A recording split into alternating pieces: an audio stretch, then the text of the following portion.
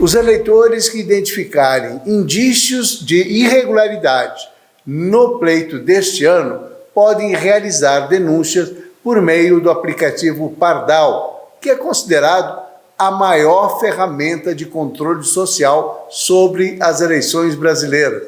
E sobre essa ferramenta, vamos conversar hoje com o diretor-geral do TRE, Dr. Mauro Dino. Seja muito bem-vindo à nossa República. Muito obrigado por ter aceitado este nosso convite.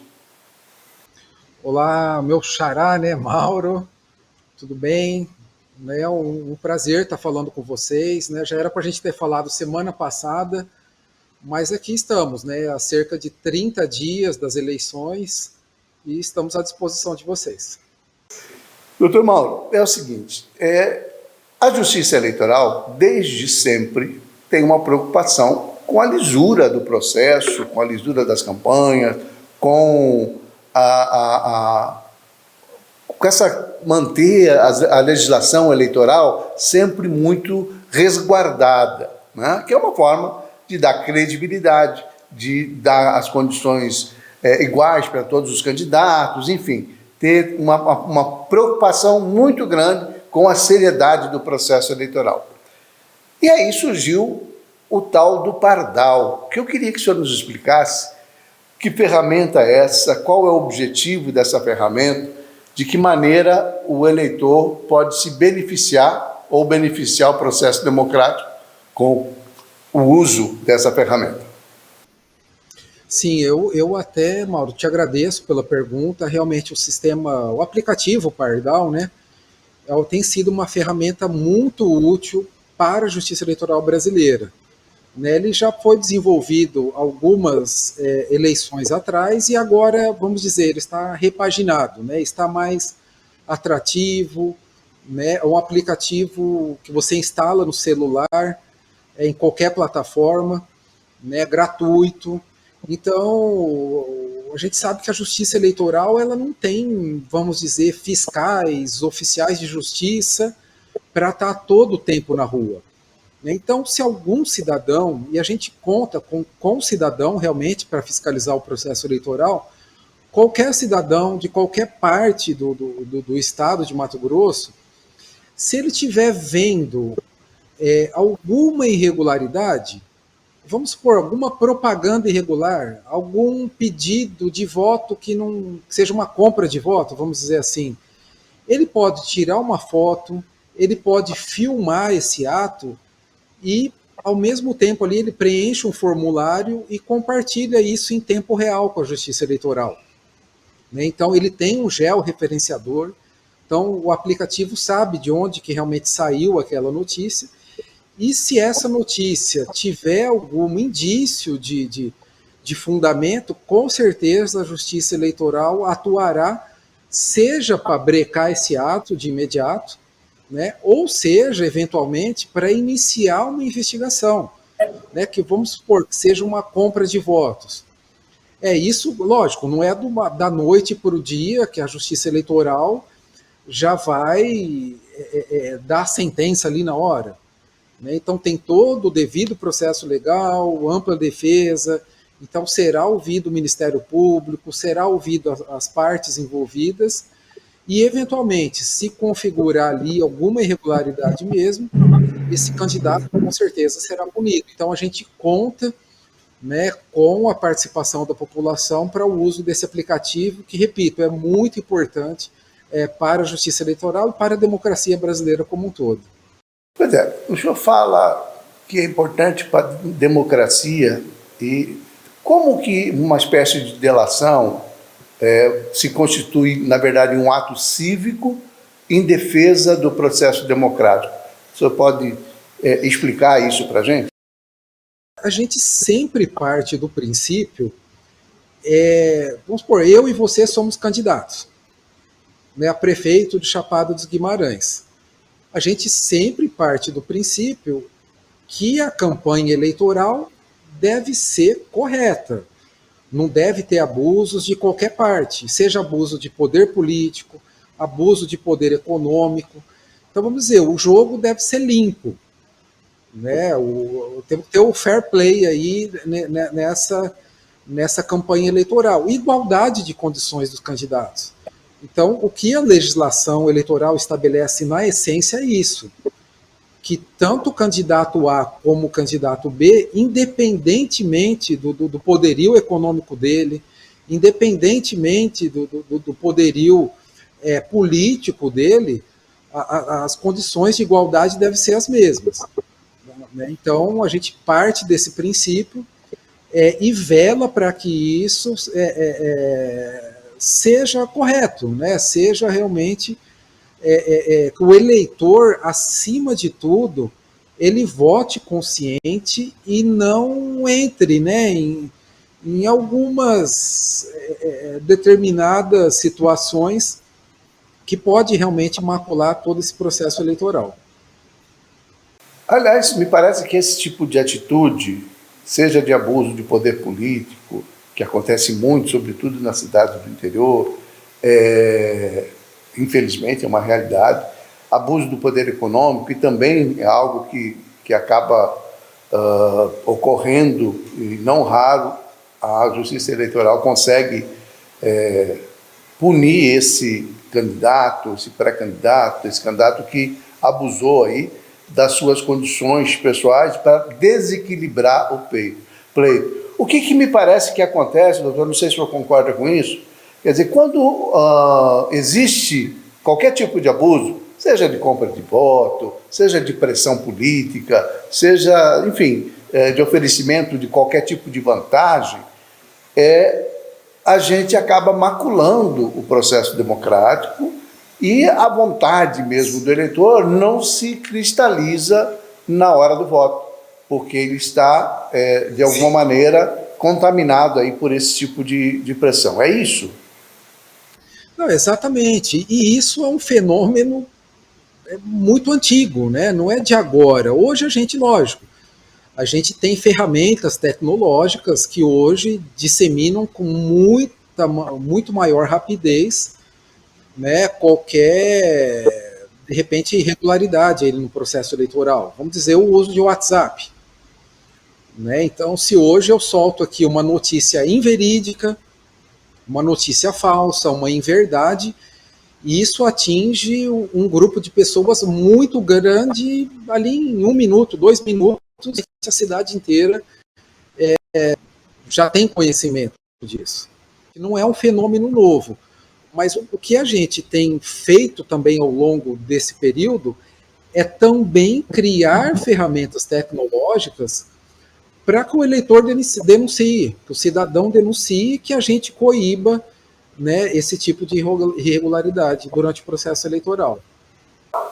Doutor Mauro, essa ação da Justiça Eleitoral, essa preocupação da Justiça Eleitoral, ela acaba, na sua experiência, na sua vivência aí de tribunal, hoje tem mais condições de coibir a irregularidade ou de reduzir esse tipo de situação? O senhor acredita que tem um resultado efetivo?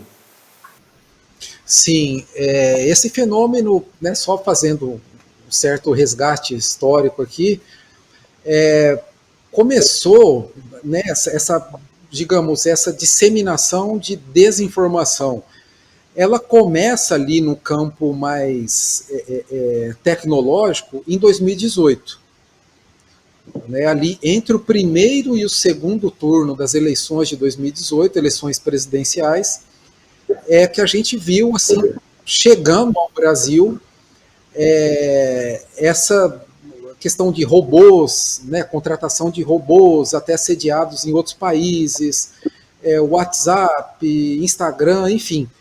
Isso relativamente é um fenômeno novo, né, em termos tecnológicos, obviamente. Porque antes a gente tinha, vamos dizer, no passado, em Chapada, em Cuiabá, geralmente era véspera de eleições, aqueles panfletos apócrifos, né? Que você tinha esparramamento na cidade toda, na véspera da eleição.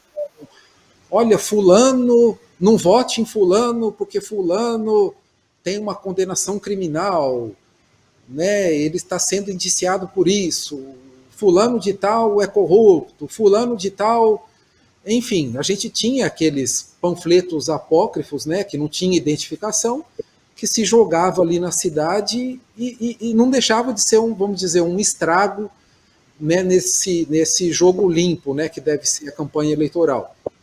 E de 2018 para cá, né, vamos dizer, desse analógico que a gente tinha, passou para o tecnológico.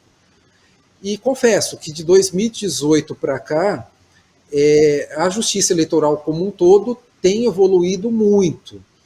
Então, em 2020, nós já tivemos avanços, em 2022, significativos avanços também, e agora em 2024.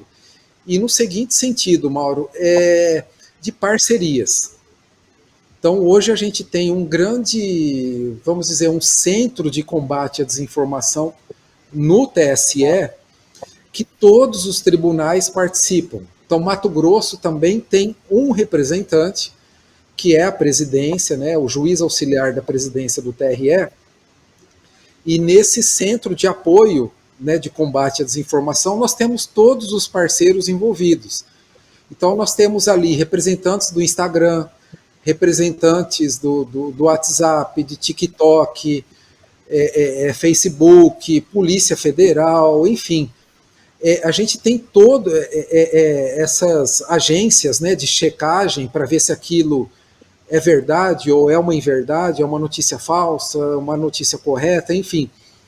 Então, a gente tem essas parcerias no seguinte sentido: para que uma eventual decisão judicial, vamos dizer, de um juiz aí de Chapada, falou, olha, eu tenho que tirar do ar essa propaganda aqui no Instagram. Então, esse grupo é para que essa sentença ela tenha uma execução o mais rápido possível. E isso tem funcionado muito bem. Né? Então, a gente tem avançado muito nesse sentido de ter essas parcerias. Agora, eventualmente, é um processo mais complexo, que isso exige, de repente, uma perícia por parte da Polícia Federal, também a gente está com essas parcerias já firmadas. Então, hoje, é difícil, né? Não adianta a gente fechar os olhos para a realidade. Realmente é muito difícil. Desculpe interrompê-lo, mas a gente observa que essa preocupação da Justiça Eleitoral tem permitido uma ação bastante ágil. A gente tem visto, por exemplo, recentemente nós tivemos um caso concreto em que determinado profissional produziu um material distorcendo certos fatos, né? Manipulando a informação de uma maneira que pudesse, uma tentativa até de burlar mesmo o entendimento da Justiça Eleitoral, e a Justiça foi muito célere e muito rápida na decisão de retirar o material, enfim, levar a punição. Me parece que há uma atenção, que essa atenção que o senhor cita aí, que tem sido dada, essa parceria com várias instituições, com as plataformas, acabam permitindo um julgamento bastante ágil, vamos dizer assim, embora respeitando todo o ritual de processo aí, né? Exato, até porque as campanhas, né, de acordo com a legislação eleitoral, elas têm sido cada vez mais curtas. Né? Então, a propaganda na internet, por exemplo, nós começamos aí dia 16 de agosto. Né? Então, vamos supor, ela tem aí 45, 48 dias que ela fica no ar. A propaganda em rádio e TV ela começou recentemente, agora, né, no dia 30 de agosto. Né? Então, um período muito curto, onde as demandas são inúmeras, né? São, se a gente pegar o Brasil inteiro, são milhares e milhares e milhares de candidaturas. Né? Nós temos aí 500 mil candidaturas no Brasil inteiro. E tudo tem que ser muito rápido, sob pena Se eu for demorar muito para tirar do ar, de repente, uma situação inverídica, né, como você disse, né, numa cidade pequena, no interior do estado, é, é praticamente inútil, né, uma decisão dessa, né, se você for demorar muito. Né? Agora, isso, Mauro, também a gente tem que considerar como um fenômeno mundial, não é só no Brasil que acontece isso. No Brasil, me parece que há uma ação muito forte da Justiça Eleitoral como um todo, sim, uma articulação forte, uma determinação de combater as fake news, as deepfakes, a manipulação das informações, isso tanto no sentido das redes, quanto também fora, no offline, vamos dizer assim, que as televisões, das rádios, existe toda uma preocupação e que parece que aos pouquinhos, e vai criando também uma consciência, né, doutor Mauro, que é preciso parar com isso, né? E se a gente também, Mauro, for por um outro campo, né, tirando a justiça eleitoral, né, vamos dizer para um campo criminal, pedofilia.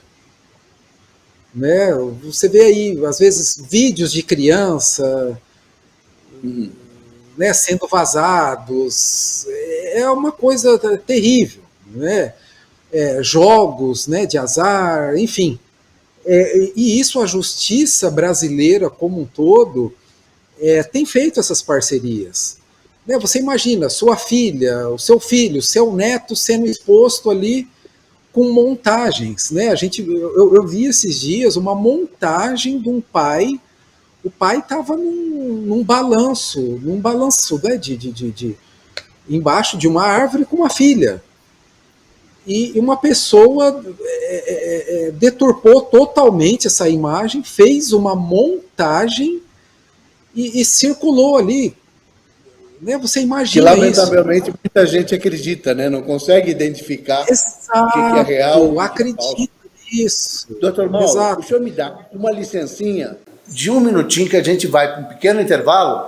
Não saia daí, que a gente volta num instante só, conversando aqui com o doutor Mauro Diogo sobre o sistema de combate à corrupção eleitoral. Não saia daí, eu conto com a sua audiência já no segundo bloco.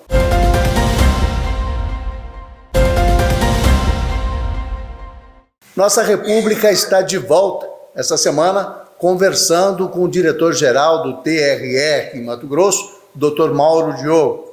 Dr. Mauro, a gente falava um pouco dessa coisa da manipulação, todo mundo conhece agora como fake news, né? E esse combate às fake news, esse combate, e inclusive com a responsabilização das plataformas, que é algo que me parece extremamente irrelevante, porque você não tem como a justiça por si só controlar o que entra, o que sai. Se não tiver a anuência, né, a participação das próprias plataformas de rede social, fica muito difícil realmente fazer valer a legislação brasileira, não é? Exato. É essencial, né? Esse tipo de parceria realmente é essencial, como a gente tinha falado no outro bloco, né? Não só para a justiça eleitoral, mas para outros ramos de justiça também. Né? Exploração de trabalho escravo, pornografia infantil, pedofilia, enfim. É essencial. Né? E as plataformas, eu acho que a maioria delas, 99% delas, entenderam isso. Né? E tem investido nisso. Isso que é o mais importante, né? E mais relevante também. As plataformas também, elas querem contribuir com a justiça. Né? Então tem sido realmente primordial isso daí.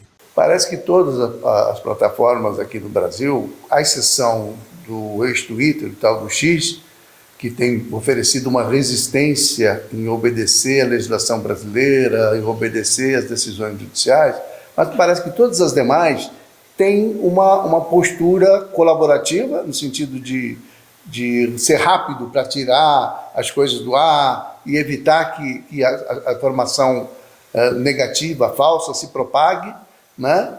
Tirando essa exceção, me parece que, no geral, as coisas andam bem, não é, doutor Mauro?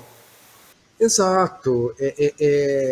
E além essa contribuição muito participativa, eu acho que essas grandes empresas, né, essas big techs, vamos dizer, elas estão mais conscientes, né? E não só no Brasil, né? Eu acho que o campo, lógico, a tecnologia é boa, né?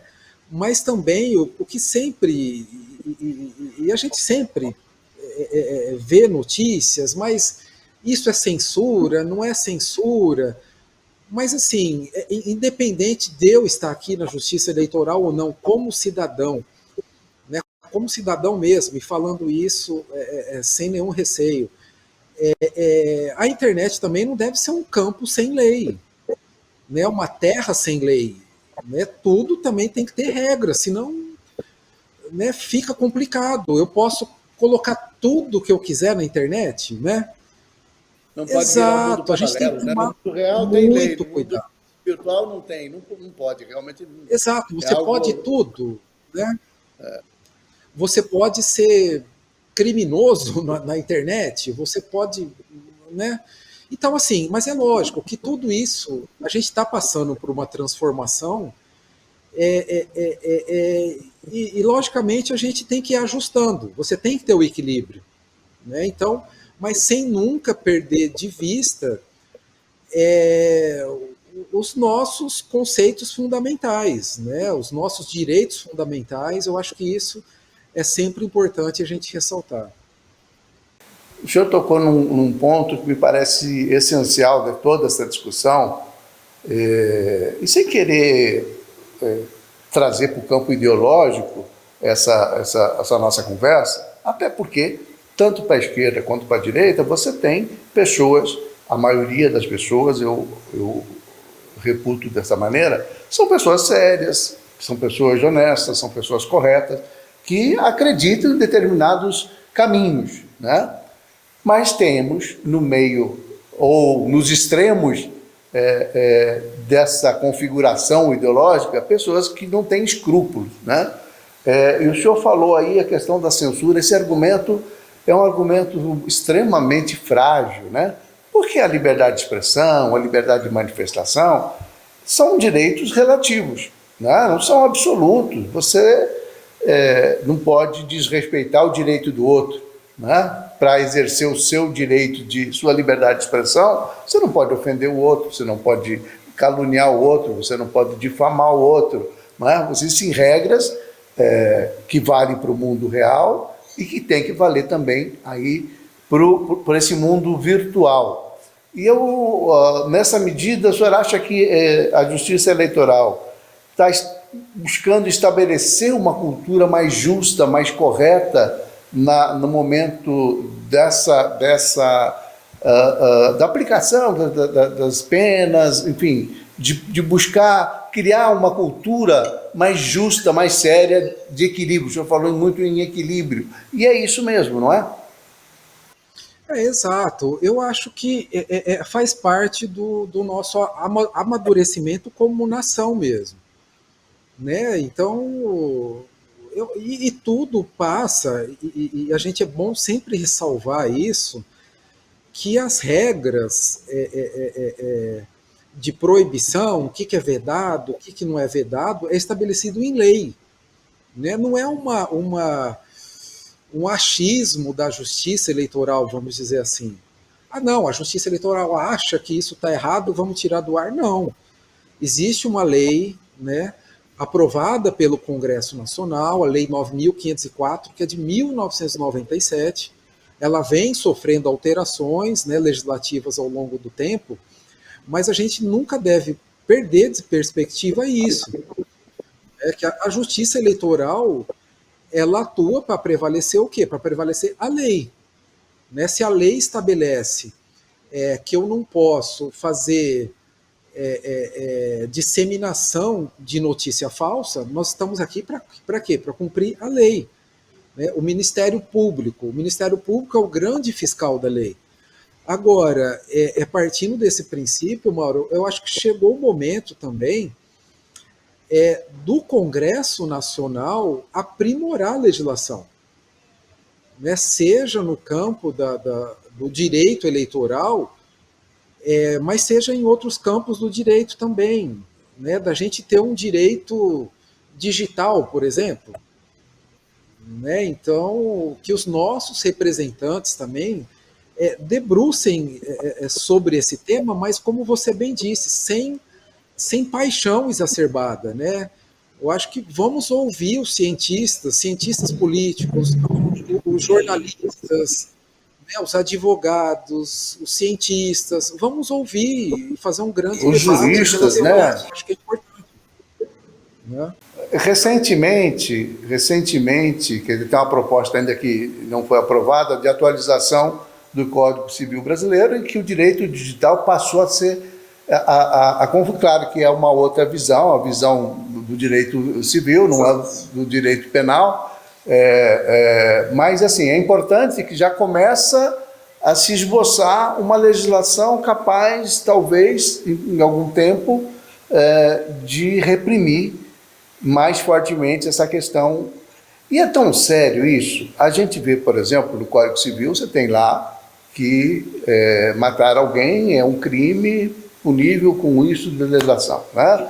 Que o furto, enfim, toda aquela infinidade de crimes que estão previstos, eles continuam acontecendo, né? Os crimes continuam acontecendo, apesar de existir uma legislação muito rigorosa.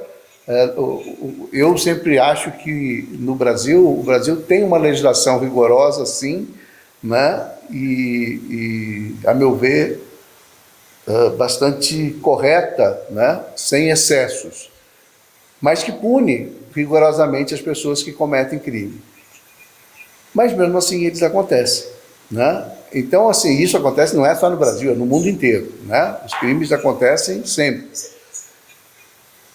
Não tem como você evitar o crime digital, né? Ainda mais que é um crime novo, que toda hora surge uma maneira diferente de fazer, né? Mas não tem jeito de não combatê-lo, não é isso? Não, exatamente, né? Como a gente disse um pouco atrás, embora seja um campo digital, mas não é uma terra sem lei, né? Ela precisa de regras. Então, a gente não está falando de nenhum absurdo, né? Então, como você disse, matar alguém é crime. Tudo bem, você matar alguém é crime. Mas será que, por exemplo, a gente está, né, com vocês aí de Chapada, o quanto que Chapada está sofrendo com as queimadas? Né? Quanto que Mato Grosso está sofrendo com as queimadas? Né? Então, já indo para um outro campo, né, para o campo do meio ambiente. E as leis têm que ser aprimoradas. Né? A gente sabe que está errado, seja no campo criminal, no campo ambiental, no campo eleitoral, no campo civil, no campo trabalhista, né? Então a gente tem que aprimorar. Com certeza, eu acho que passado a eleição, eu acredito que seria um dos bons momentos aí para que o Congresso Nacional debruce sobre a matéria, porque 2026 está bem aí, né? Uma eleição presidencial.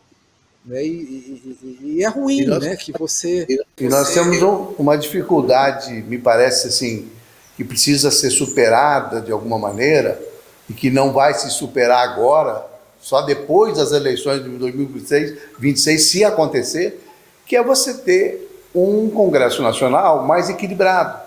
Né? Hoje, assim, teses ideologicamente comprometidas com visões extremistas, elas acabam ganhando um espaço muito grande no Congresso Nacional, né? Sem nenhuma crítica a quem é de direita e quem é de esquerda, porque essa é uma questão de convicção própria, pessoal, né? Cada um tem a sua, enfim.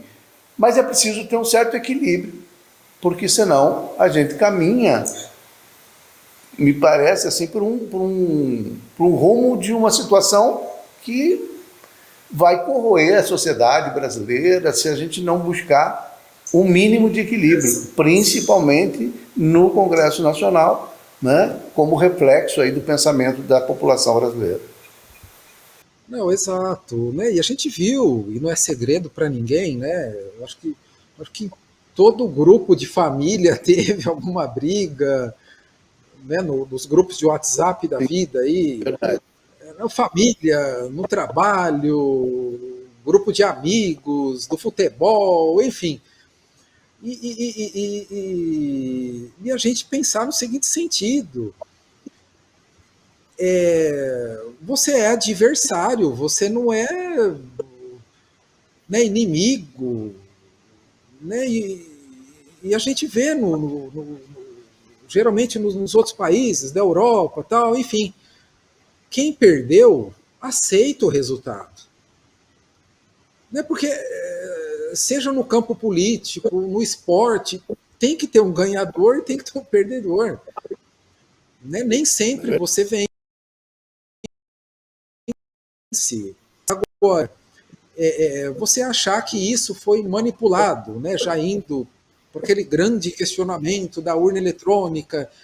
Enfim, até hoje, a urna eletrônica aí tem mais de 25 anos que ela está sendo usada, né? E com muito orgulho foi conceitualmente aqui feita por um dos 3 idealizadores, um deles foi de Mato Grosso, aqui de Cuiabá, aqui do TRE, né? Então é um motivo de muito orgulho. Agora, pensa bem, né? A gente tem aí desde praticamente 1998 que começou aí o uso das urnas eletrônicas.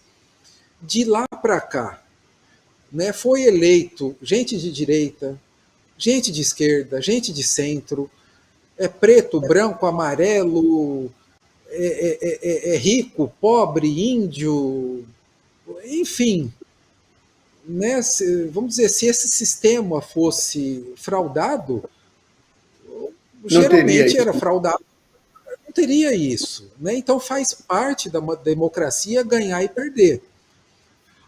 Tanto que, e isso é um ponto que a gente sempre tem destacado também, que tem um determinado período do ano eleitoral, geralmente no mês de maio, ali maio, abril, maio, enfim, que o TSE abre as portas, Mauro, para quem quiser. É publicado um edital, cientistas, professores, universitários, Polícia Federal, Exército, ABIN, enfim, quem quiser, quem quiser. Os nossos sistemas são abertos por uma semana. Você quer o código-fonte? Quero, está aqui. Você tem uma semana, 5 dias para fazer o que você quiser. E até hoje, né, repito, até hoje, você pode quebrar uma barreira de segurança, você pode até quebrar 2 barreiras de segurança, você pode quebrar até 3 barreiras de segurança. Mas hoje nós temos 30 barreiras de segurança tecnológicas, todas criptografadas, e até hoje, né, repito, até hoje, não ficou comprovado em nenhuma eleição, seja eleição municipal, estadual, federal, que a urna está fraudada, né? Então, assim, são milhões, né, milhões que são investidos, milhões de reais que são investidos na campanha, milhões de reais que são envolvidos em todo o processo eleitoral, né, fundo eleitoral, fundo de campanha, enfim. E até hoje, né, a gente teve uma perícia grande lá, quando o Aécio disputou com a Dilma, né, naquela reeleição, salvo engano, da Dilma.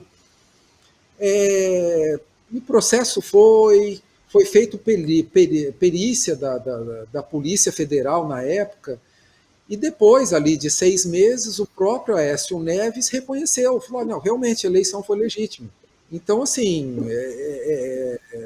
a gente deve amadurecer nesse sentido, né, e confiar mais nas instituições. Agora, teve fraude?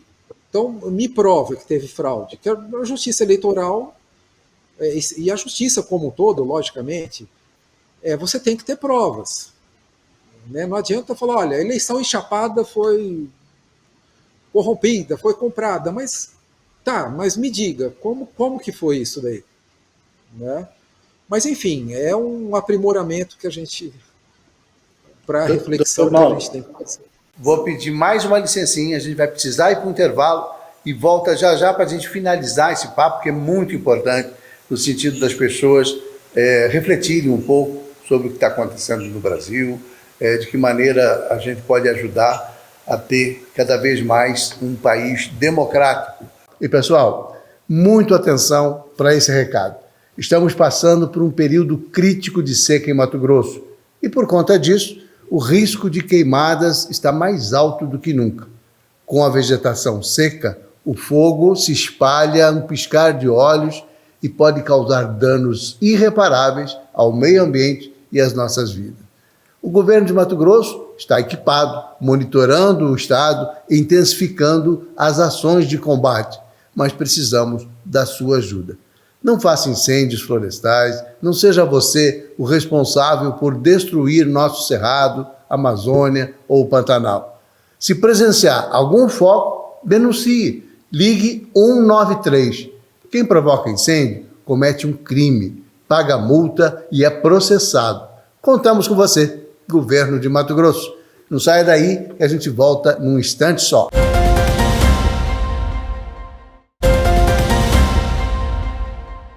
Nossa República está de volta esta semana conversando com o diretor-geral do TRE, Dr. Mauro Diogo. Dr. Mauro, a gente falava um pouco das questões ideológicas que influenciam, às vezes, no processo político, no processo administrativo, às vezes até, na produção da legislação, que eu comentava que o Congresso atual ele acaba sofrendo uma influência muito forte de ideologias extremistas, seja de esquerda, seja de direita. E isso acaba promovendo um certo desequilíbrio, não é? E eu queria voltar à nossa primeira conversa lá naquele primeiro bloco, que a gente falava sobre o Pardal, porque eu acho que o Pardal tem uma importância fundamental para manter a lisura, para ajudar a colaborar com a lisura do processo eleitoral, que é um bem muito precioso, né, do Estado Democrático de Direito. Você ter eleições limpas significa você ter uma democracia apurada. Né? Quem vence deve respeitar quem perde, e quem perde deve respeitar quem vence. Eu queria saber o seguinte, sobre como é que é feito quando o TRE recebe uma denúncia, um vídeo de alguém supostamente recebendo uma vantagem para votar nesse ou naquele, ou ver uma propaganda que está fora da medida, o uso irregular de um carro de som, enfim, aquilo que está contrariando a legislação eleitoral. Ele manda isso lá por esse aplicativo para a Justiça Eleitoral, não é? O aplicativo tem recurso, por exemplo, para evitar denúncias falsas ou para prejudicar algum candidato? Como é que é isso, doutor Mauro? O eleitor, o cidadão, ali no momento que ele, vamos dizer, abre o aplicativo Pardal, ele deve se identificar. Né? Então, não é uma denúncia anônima, enfim, ele deve se identificar. Então está acontecendo isso no bairro tal, olha, Justiça Eleitoral, toma aqui a foto, ou se ele não tiver foto, não tiver vídeo, basta ele relatar. Né? Ali ele preenche em poucas linhas ali, relatar o que está acontecendo. Isso é encaminhado, é um sistema inteligente, né? Ele gera um protocolo também para o cidadão acompanhar o resultado disso daí, ele gera um protocolo, e a partir daí ele direciona. É na 34ª Zona Eleitoral de Chapada. Ele vai para o cartório eleitoral de Chapada. É da primeira Zona Eleitoral de Cuiabá. Ele vai para a primeira Zona Eleitoral de Cuiabá e assim por diante. A partir do momento que é recebido no cartório, ali os servidores, o juiz fazem uma avaliação. Olha, é um carro de som, por exemplo, que está circulando às 23 horas e 30 minutos, que é proibido. O carro de som só pode veicular até 22 horas. Então, ali mesmo, o juiz, com seu poder de polícia, ele pode determinar que um oficial de justiça, alguém vai ali verificar aquele ato. E se for o caso, brecar aquele ato ali, digamos assim, se for regular. Alguma placa, algum outdoor, enfim, alguma coisa nesse sentido. Agora, se for alguma coisa mais grave, né, como a gente disse, alguma tentativa de compra de voto, né, você, estou te dando uma cesta básica, alguma coisa, R$ 100 para que você vote em mim. Aí, isso, ali o cartório eleitoral encaminha ao Ministério Público, né, o promotor eleitoral ali da cidade, e o promotor eleitoral, como fiscal da lei, que vai fazer ali toda a investigação. Então, abre-se um processo, como eu disse lá no início, né, vai chamar a outra parte para apresentar sua defesa, através de advogado, enfim, vai ouvir, o juiz vai ouvir as partes. Né, isso tudo, hoje em dia, né, processo... Uma pergunta importante, doutor Diogo. Sim. A pessoa que faz essa denúncia pelo Pardal, ela vira parte de um determinado processo, desse processo? Não. Ele apenas encaminha a notícia... E sob pena, vamos dizer, às vezes é uma pessoa simples, sem recurso financeiro, eu vou seguir com esse processo, eu vou ter que contratar um advogado, né? Seria até injusto, né, com essa pessoa. Então ela entra como uma mera informação, né? Essa pessoa informou ali, né, essa denúncia de irregularidade, enfim. Então é mais ou menos isso como funciona. Agora, eu não tenho um smartphone, eu não consigo baixar o aplicativo, tal, tenho dificuldade.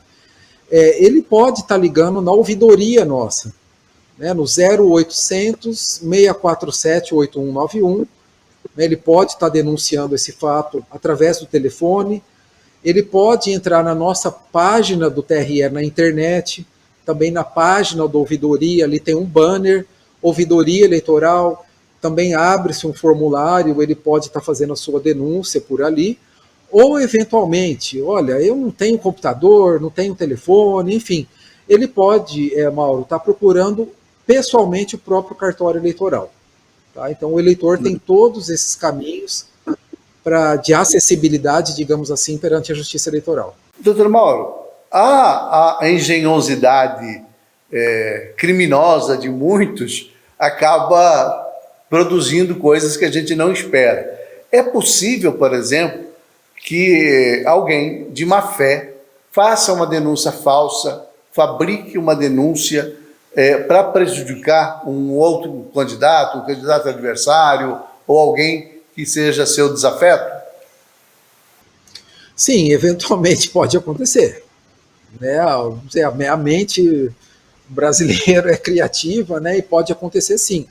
Agora, essa pessoa que fez uma notícia falsa, né, fez uma montagem e tal, com certeza, se for identificada, ela pode sofrer consequências, seja na justiça eleitoral, né, seja eventualmente no campo criminal.